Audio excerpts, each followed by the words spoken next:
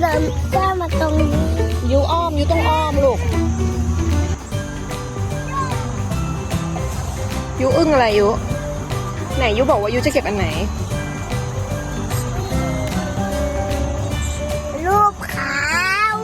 อ๋อมันเป็นสีขาว มันก็สีแดงยูต้องเก็บสีแดงเลยมันจะได้หวานหวานลูกข้ามาวางเบาๆอย่างนี้ค่ะ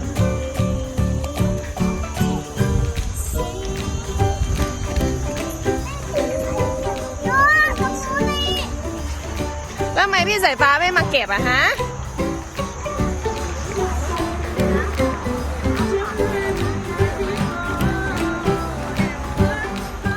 ไหนยายเก็บได้เยอะปะ